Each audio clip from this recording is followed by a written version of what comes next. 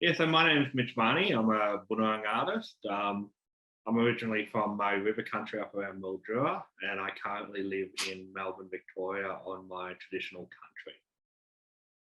And how long have you been practicing and working as an artist for?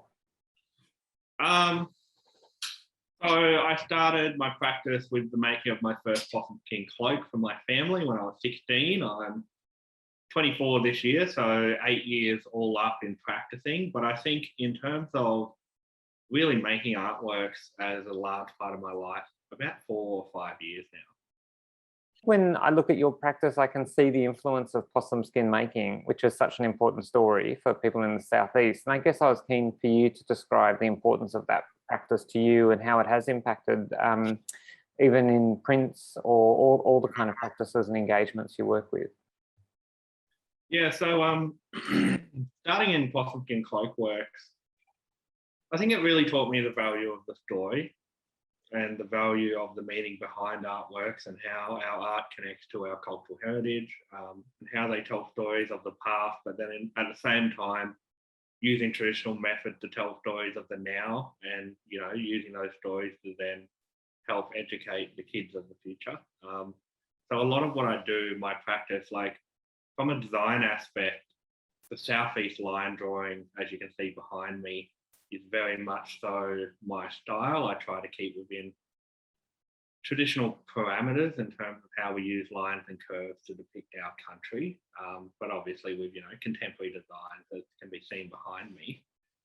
And all of that comes from the practice of Possum King cloak making. And then outside of the design work, it really is understanding like the value of the cultural items that we make or the artwork that I make, but understanding that the story and the information behind those work is just as important.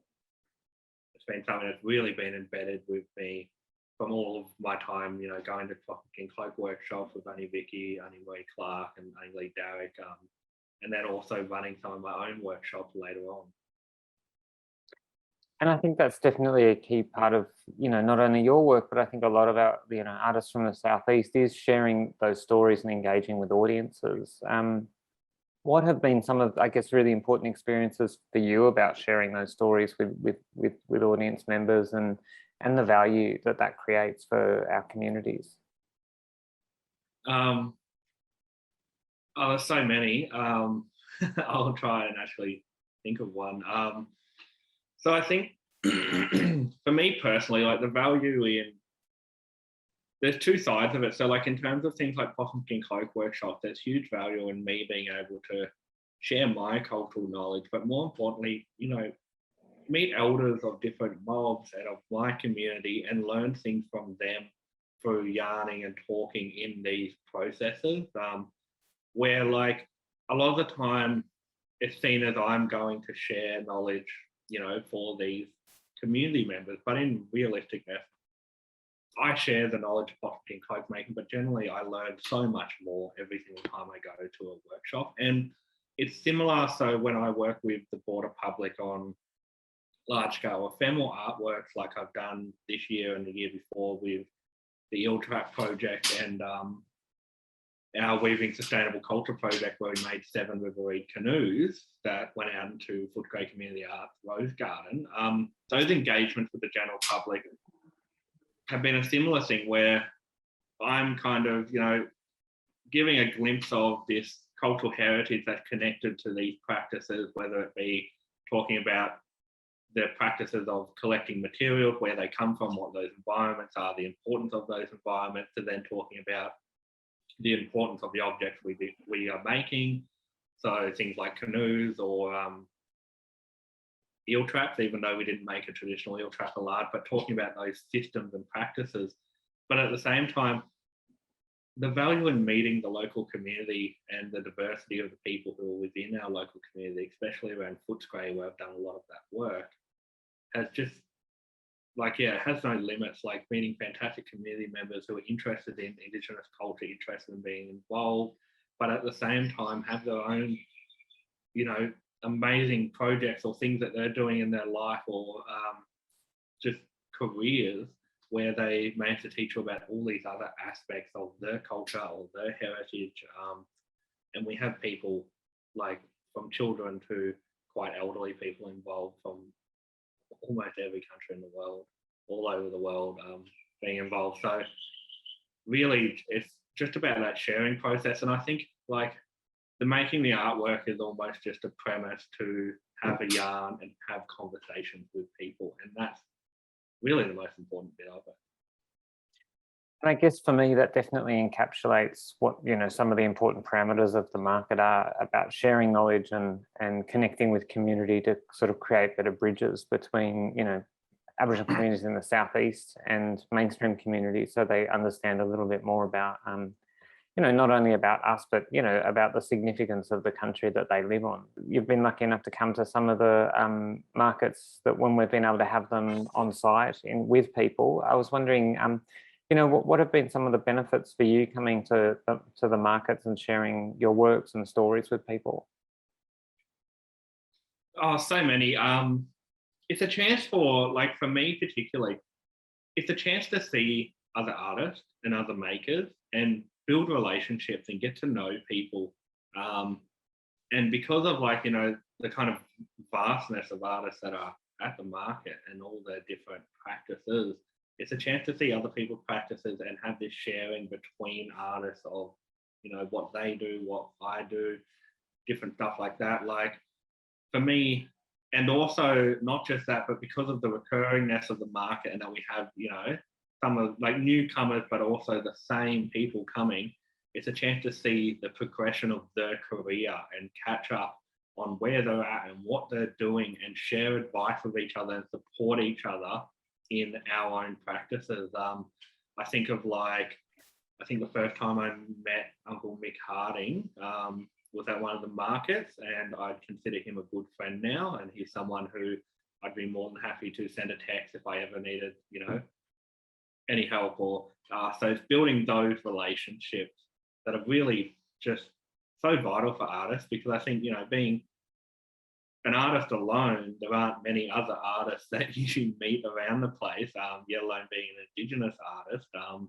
So it's a chance for us all to get together outside of, I think, like just the gallery space, where it's very much so, a very, for me especially, full-on experience where everyone's talking in a very loud space and there's not a lot of time. The market gives you several days to spend talking and interacting with other artists. Yeah, great. And I was keen to hear about some of the works that you've created for this year's market. Would you be able to describe some of them for us? Yes. So for this year's market, because we are going to be online, we were looking at creating a series of single possum skin pelts. And so our possum skin pelts are connecting into this possum skin cloak practice.